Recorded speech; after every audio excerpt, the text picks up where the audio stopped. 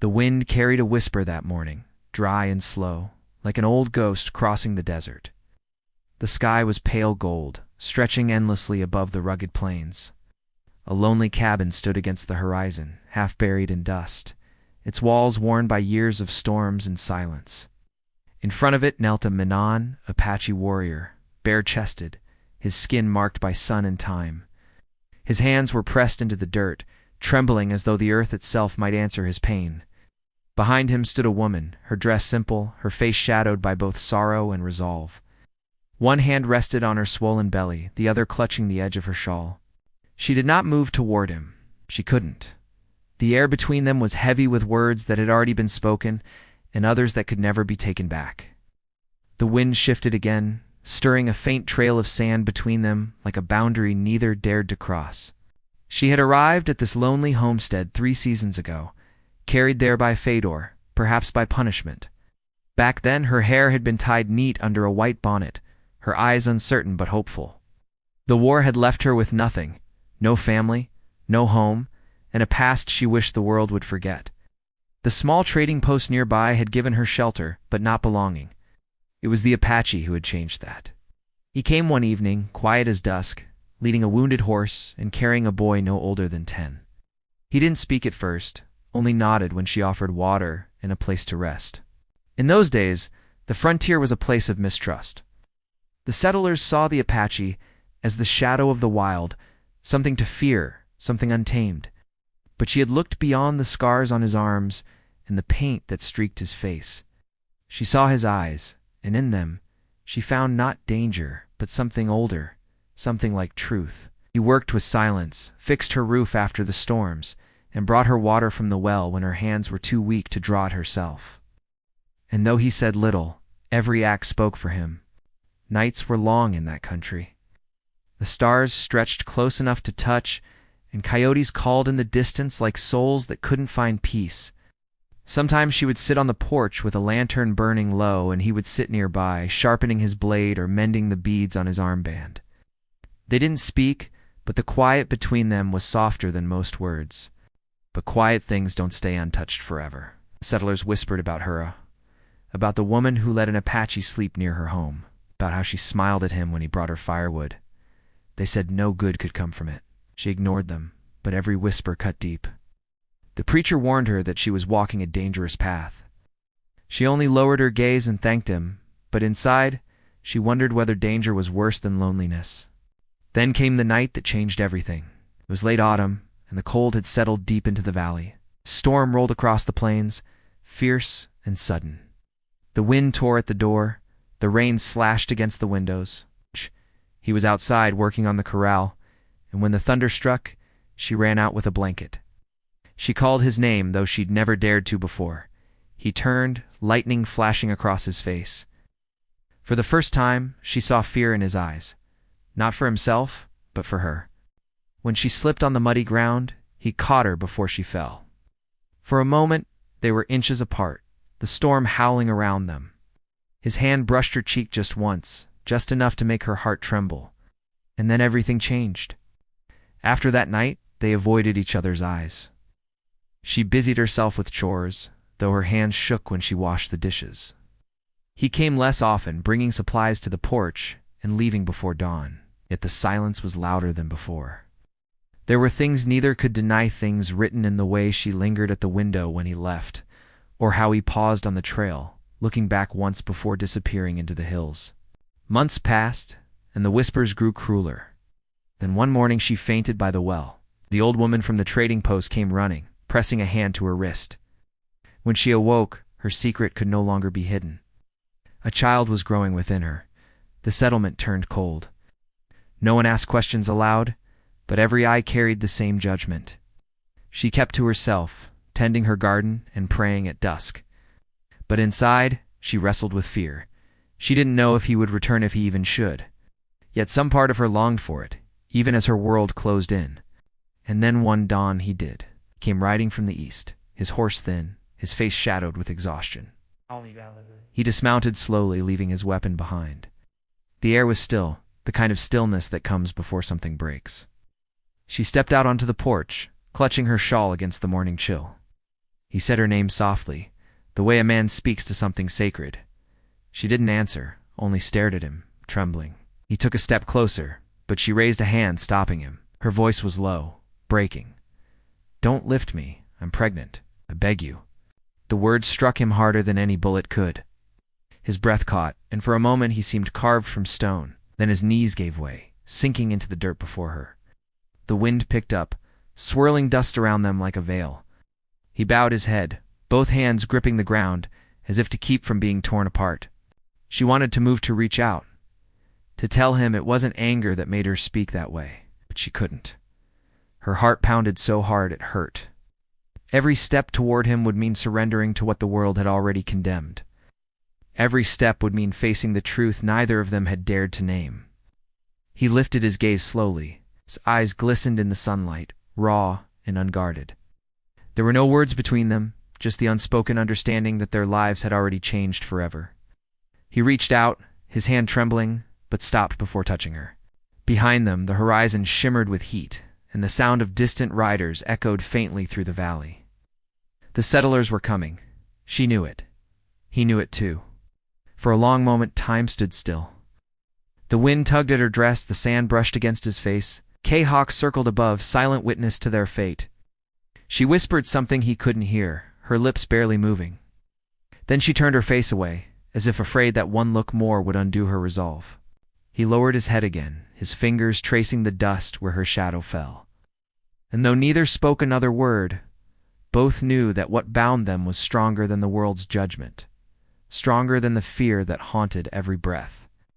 Yet the riders were drawing closer now, the dust rising behind them like a storm. And still, she didn't move. The riders appeared first as distant shadows. Rising through the heat haze like ghosts born of dust, the Apache lifted his head slowly, his dark eyes narrowing. The woman's heart clenched. She knew those riders. Men from the settlement, armed, frightened, and desperate to protect what they believed was right. She turned her face toward the horizon, where the faint metallic glint of rifles caught the morning sun. He rose from his knees, the sand slipping through his fingers. His chest still heaved from the weight of her words, but his body moved with calm purpose. Without a sound, he walked toward his horse, checked the saddle straps, and adjusted the rope that hung from it. Every movement was deliberate, measured, as though he'd known this moment would come. The woman's breath caught in her throat. She wanted to call out to stop him from doing whatever he was planning, but her fear kept her rooted to the spot. She had seen enough blood to know how quickly anger turned to tragedy on this land. She'd stepped down from the porch slowly, clutching her shawl. The sand was warm under her bare feet, the wind brushing her face like the touch of an unseen hand. "Don't go to them," she said softly. "They won't listen." He turned his gaze toward her, and in that look, she saw more than pain, she saw resolve. He spoke with the quiet gravity of someone who had faced the world's cruelty before. "If I don't go," he said, his voice low, "they will come to you." She shook her head, tears gathering but refusing to fall. "They already came to me once. I begged them to stop. They won't listen now either." He stared at her belly for a long moment, then looked away. The silence between them was heavy again, filled with everything they could not say. She knew he wanted to protect her, but she also knew that every step he took toward those riders would only make things worse.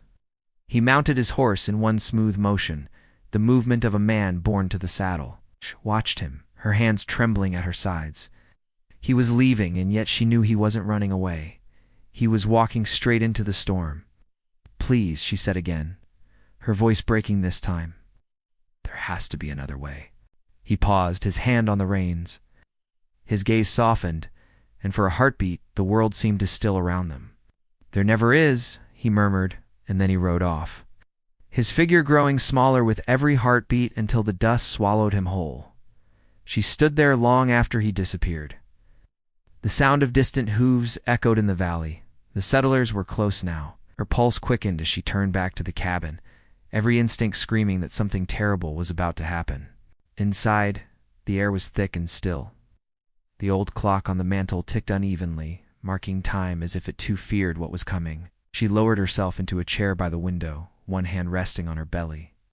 The child moved, a small flutter beneath her palm, a fragile sign of life in a world that had forgotten mercy. She thought of the past, the days before all this began, back when her husband was alive, before sickness took him and the crops failed. They had come west with dreams of new beginnings, but dreams die fast in hard soil. When he passed, the settlers pitied her for a while, then moved on. She had been alone until the Apache appeared that first spring, wounded and silent. He hadn't come seeking help. He had come seeking death. She found him near the creek, barely breathing, his chest pierced by an arrow. She could have turned away. The settlers would have told her to. But something in his stillness reminded her of her own loss, the kind that never heals. So she brought him inside, cleaned his wounds, and waited through the night, praying he would live. When morning came, he opened his eyes, and for the first time in months, she felt seen. Joda, not as a widow, not as a burden, but as a person still standing. That was how it began. Not with words, not with promises, but with two broken souls finding a reason to keep breathing. Now, as she watched the empty horizon, she wondered if helping him that day had sealed her fate. The settlement never forgave her for it. They said she'd betrayed her kind. But what kind was that? The kind that turned away from a dying man. The kind that believed mercy was weakness. She no longer knew. The sound of horses broke her thoughts. Dust rose beyond the ridge. They were coming fast. She rose with effort, holding her side as pain rippled through her body. The baby shifted again, as if sensing her fear. She moved to the door, gripping the frame for support. When the riders came into view, there were 5 of them, their hats pulled low, rifles glinting across their saddles. The one in front, a tall man with a gray beard and eyes like cold iron, was the same who had warned her weeks ago. "If that Apache returns, you'll answer for it," he'd said. Now he was here to collect on that warning. They stopped a few yards from the porch. Dust swirled around them, and the smell of gunpowder lingered faintly in the air. The leader dismounted, stepping forward with the cautious confidence of a man who believed he was doing right. "Where is he?" She didn't answer. He took another step closer. "You know who I mean." He was seen riding this way at dawn. Her voice trembled, but she kept it steady. "He's gone." The man's jaw tightened. "Gone where?" "West." A muscle twitched in his cheek. "You're lying." She met his gaze with quiet defiance. "Then, go find out." The tension thickened. Behind him, one of the younger men shifted uneasily, glancing toward the cabin. "Maybe she's telling the truth," he muttered, but the leader didn't listen. He turned his head slightly, his eyes scanning the open land. And then faintly, a cry echoed across the valley. A hawk's caller, maybe something else. The riders turned, alert. Dust was rising again in the distance, this time from the opposite direction. He was coming back. She felt her knees weaken. Why had he returned? Did he not understand what waited here? The men readied their rifles. The leader's voice was sharp now. "Inside. Go inside." But she didn't move. Her hand clutched the porch rail, her breath shallow. She could see him now riding fast, his horse kicking up dust, his figure a blur of determination and fire. He wasn't armed for war.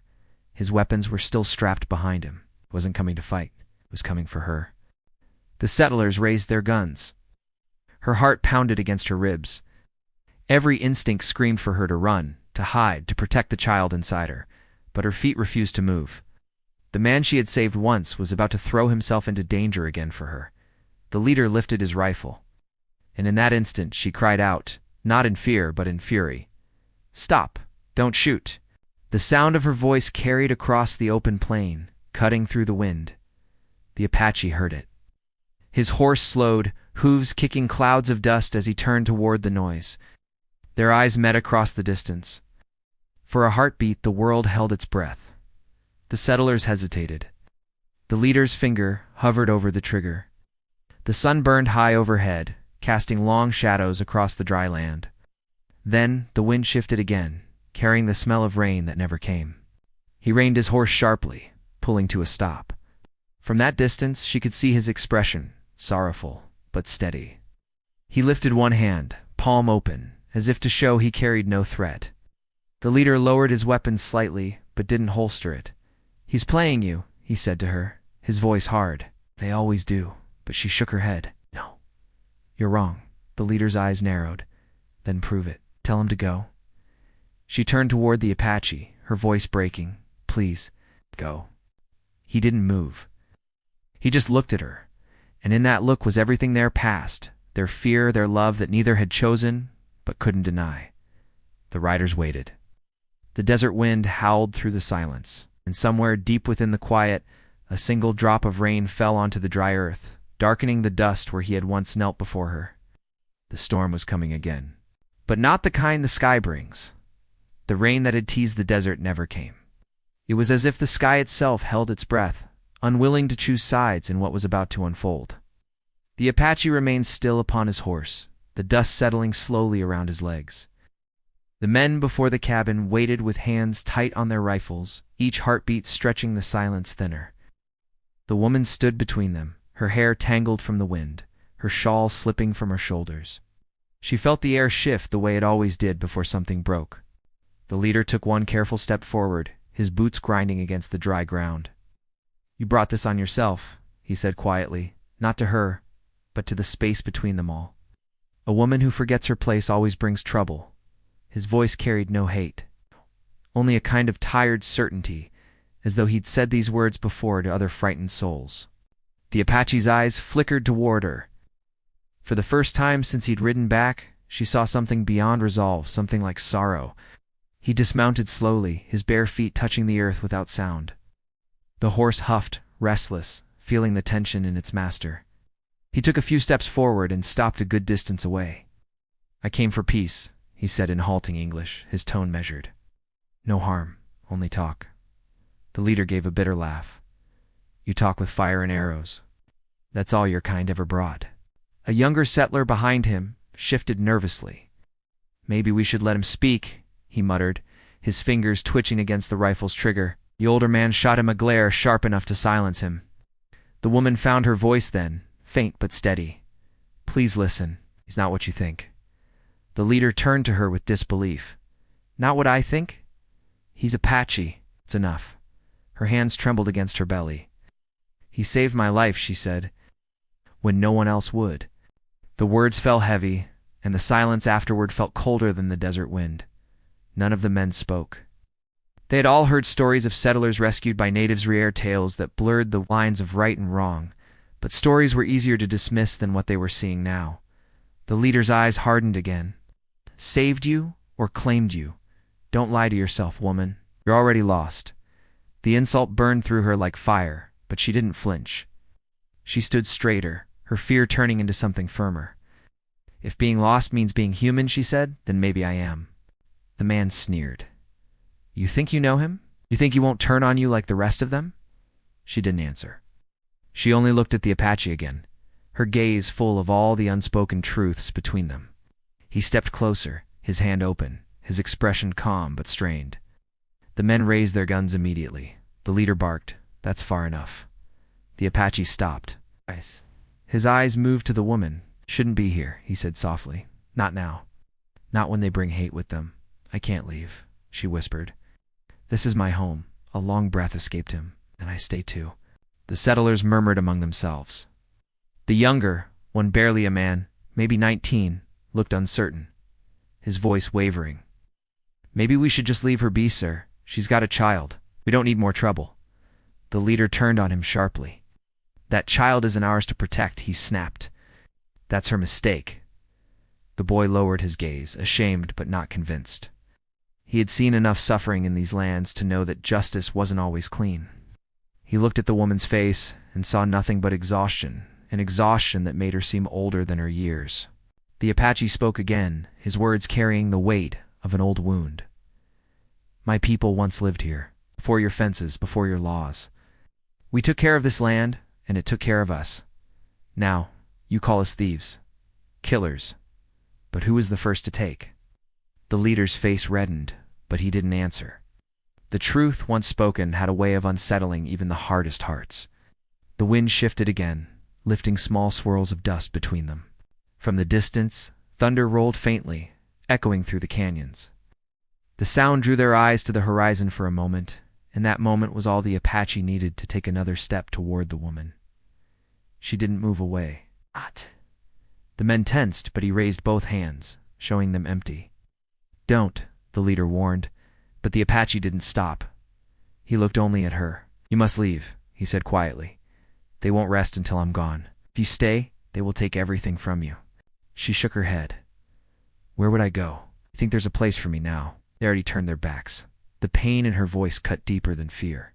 He knew she was right. The settlers would never forgive her for defying their order, nor accept a child born of love they called forbidden. Behind them, the young man lowered his rifle a little, his eyes darting nervously. "Sir, we should," but the leader interrupted. "Quiet." He studied the Apache for a long moment, then said, "You want peace? Then prove it. Leave this place and don't come back." The Apache's jaw tightened. "If I leave, they will hurt her. No one will touch her if you go." They both knew it was a lie. The woman's voice trembled. "He can't leave." The leader snapped his gaze toward her. "You're protecting him still? After everything he's cost you?" She turned to him, her eyes filled with quiet defiance. "He cost me nothing. You did." The words struck the air like lightning.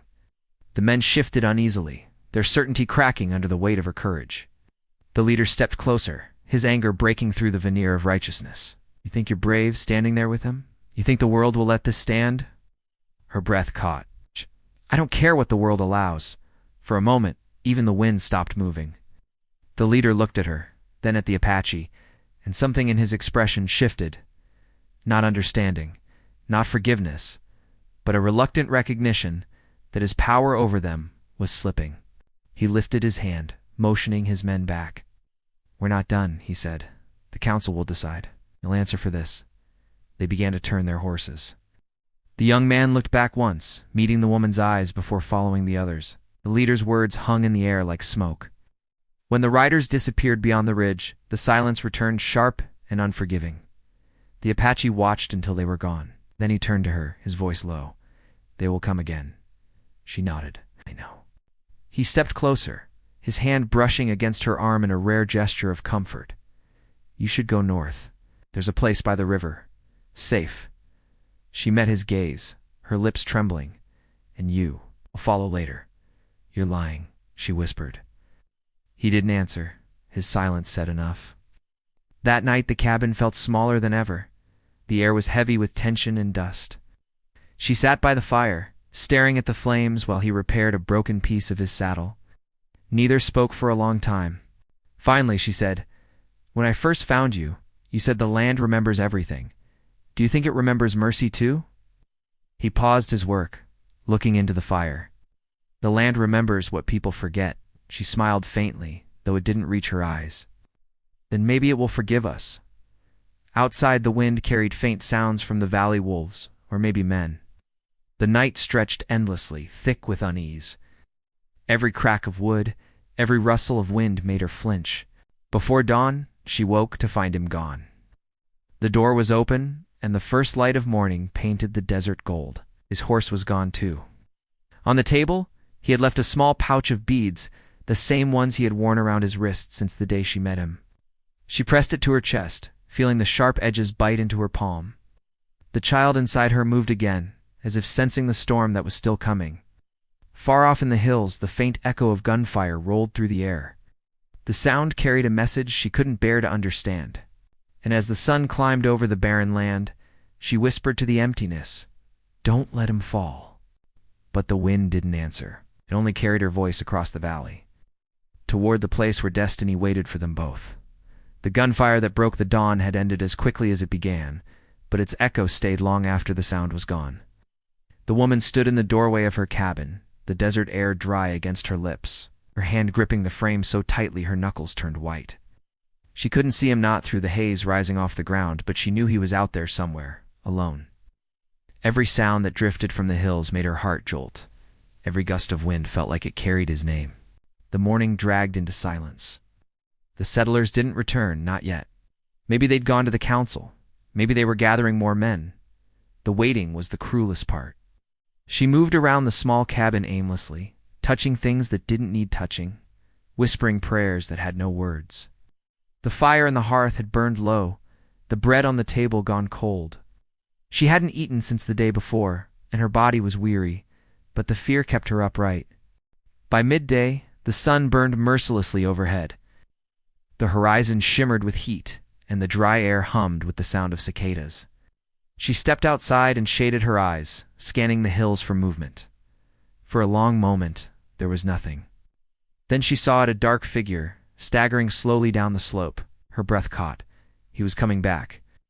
When he reached the clearing, she saw the blood on his arm and the dirt clinging to his chest. His steps were uneven, but his eyes were still sharp, still alive. She ran to him, her hands trembling as she reached out. "You're hurt." "It's nothing," he said, though his voice was hoarse. He swayed slightly, and she caught his arm before he could fall. "It's not nothing," she whispered. "You've been shot." He didn't answer. His gaze drifted past her, toward the horizon. "They'll come again," he said quietly. "Not today, but soon. They want to make an example of me." She helped him inside, guiding him to the chair near the fire. He winced as he sat, the pain catching up to him. She tore a strip from her apron and pressed it against the wound. His blood was dark, drying fast in the heat. "I told you not to come back," she said, trying to sound angry. But her voice shook. He managed a faint smile. "You knew I would." Her throat tightened. She hated that he was right. She hated how much she wanted him there, even when every sign pointed toward ruin. "They won't stop," she said. "You know that." He looked at her, and for the first time, she saw doubt flicker behind his steady eyes. "Then I'll face them. You can't fight them all. I don't need to." His words carried a weight she couldn't understand. He turned his face toward the window where the desert stretched endless and unforgiving. The silence between them was thick against, too full of everything neither dared to say. Outside, a raven perched on the fence post, watching. Cawed once, loud and sharp, then flew off toward the ridge.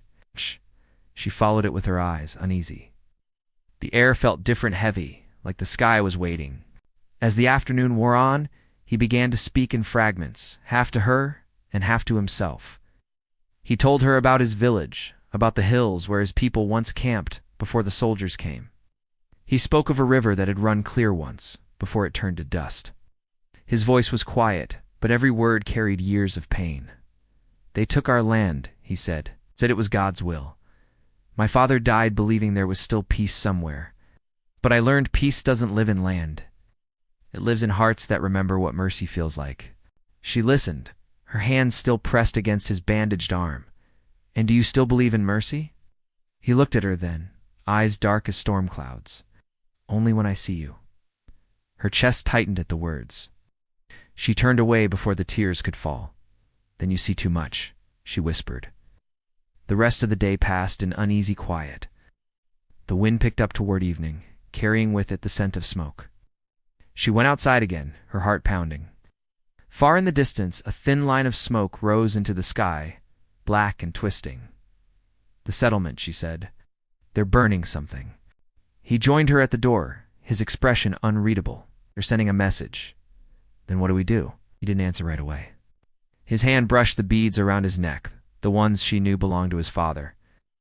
"There's a cave beyond the ridge," he said finally. "If the night stays quiet, you'll go there. Wait until sunrise." She shook her head. "Not without you." He looked at her belly, then back at her face. "You have to know." Her voice broke, but her resolve didn't. He studied her for a moment, the faintest hint of sadness softening his features. "You're stronger than you think," he said. "And you're more stubborn than I hoped," she replied. The corner of his mouth twitched. For a heartbeat, they both almost smiled. Then another sound shattered, the fragile calm, the distant thunder of hooves. They froze.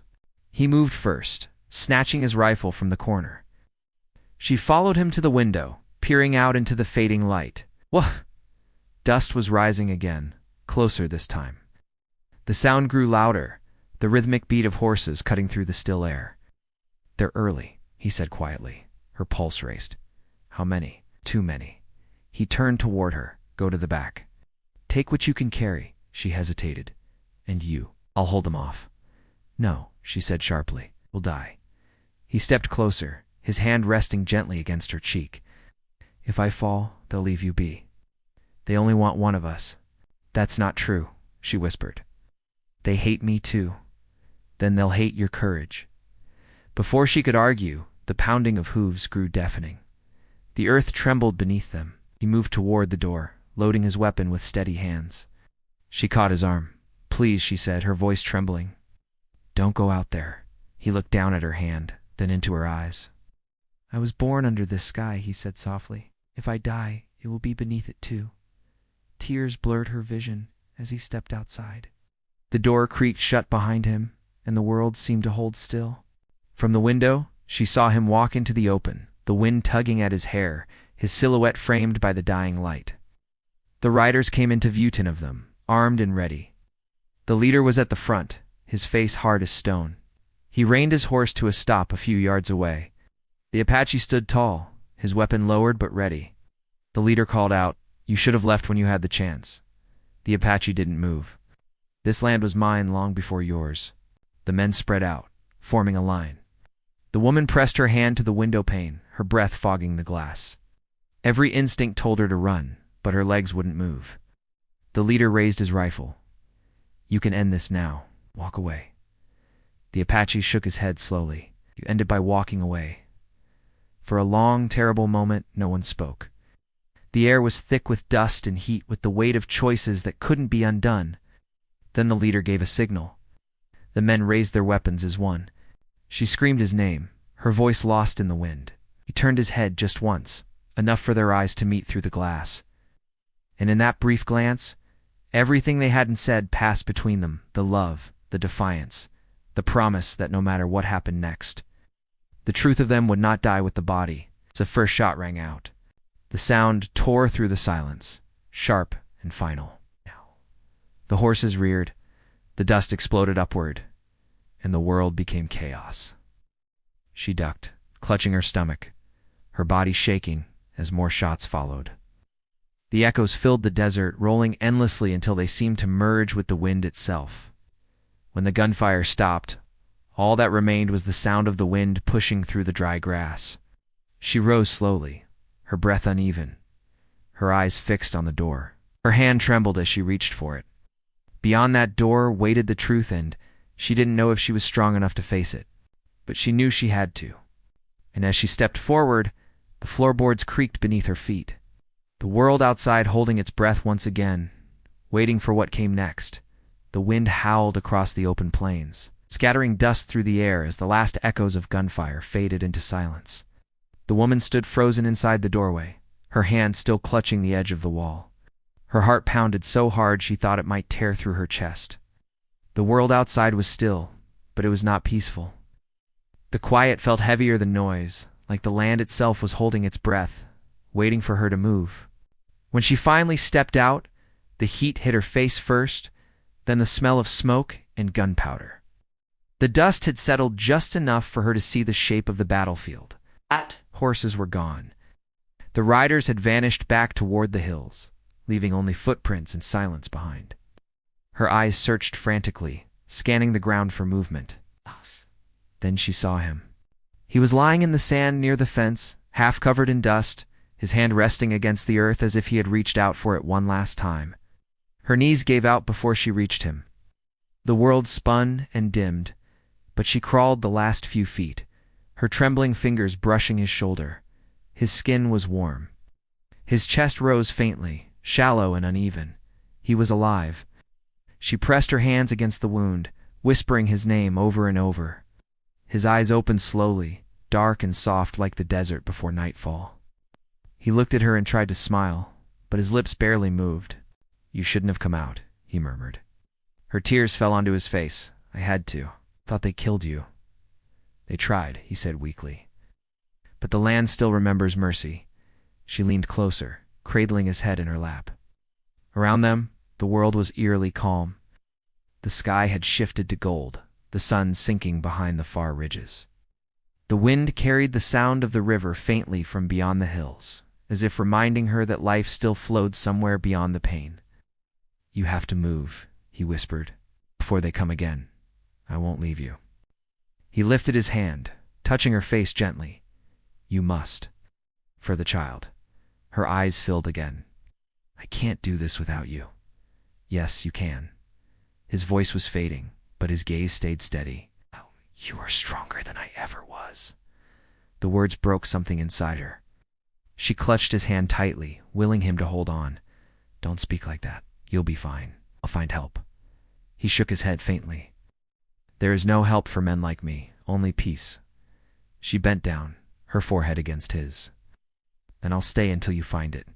They stayed that way as the sun dipped lower, the light softening to amber.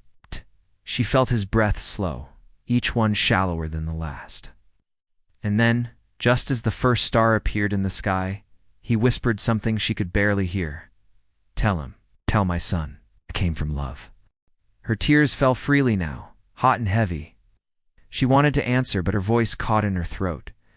His hand fell limp in hers, and the wind rose again, brushing his hair gently against her arm. The world grew quiet once more, and she knew he was gone.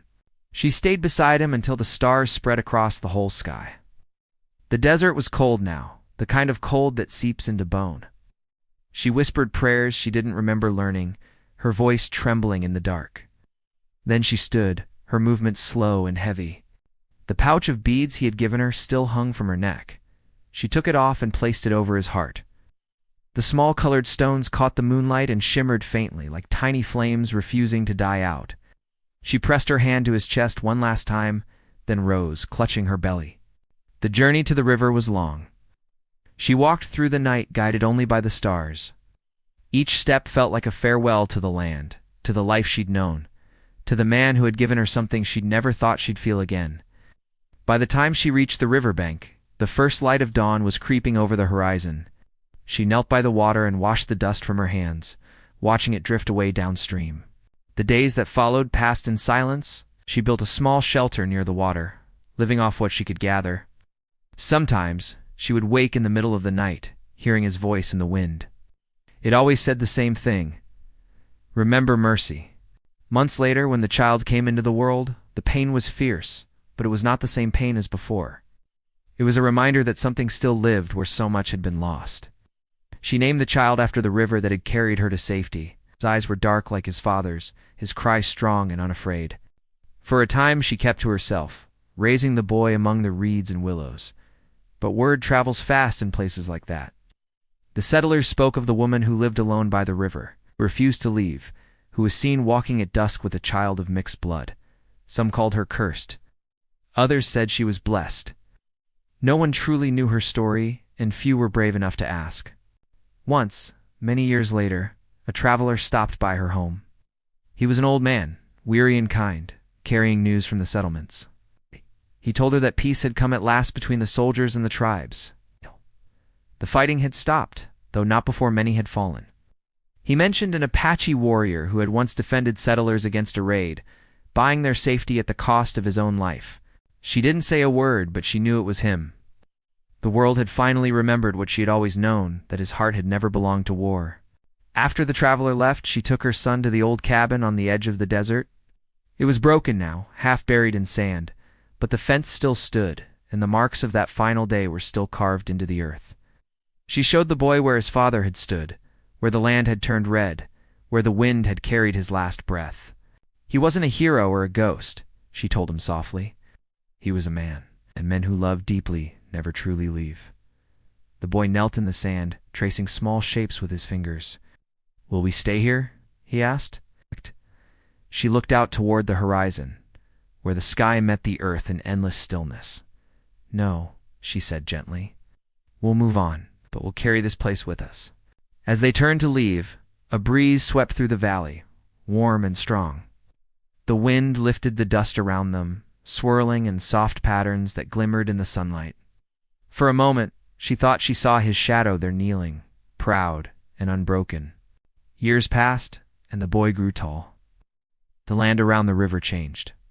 Towns rose, fences spread, and the old ways faded, but the stories of the desert lingered. Travelers spoke of a woman who once walked alone under the burning sun, carrying a child and wearing beads that shone like fire. Ow. Some said she was still out there, following the river's path, her spirit guarding the land where mercy once bloomed. In the end, it was not the wars or the walls that lasted, it was the memory. The land remembered them both, as he had promised. Every sunset painted the horizon in the same red and gold as the day he fell. Every breeze that swept across the plains carried the same whisper that once passed between them. Love, mercy, and the will to endure those were the things the world could never bury. And when the wind rose again across the valley, it carried her name with his, bound together like the earth and sky that had witnessed their story. The desert, silent as always, listened. The world kept turning. And somewhere beyond the ridges, the river kept flowing, carrying the story of the woman, the warrior, and the child who was born from both sorrow and grace.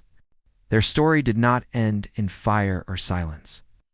It ended in the breath of the wind, in the soft light of morning, in the place where the heart remembers what the world forgets. And though no one knew their names, the land did, and that was enough.